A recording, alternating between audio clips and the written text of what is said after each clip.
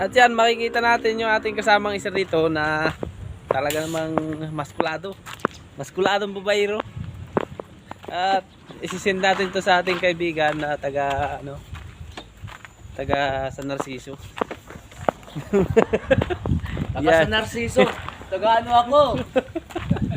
Taga San Narciso. Yung babae yun, kaibigan natin sa Facebook. Malaki ang San Narciso. Ayun ang babaero. Yung tinawag na yun, no? Brad yun, no? Ariel. Masapol. Ariel Rivera.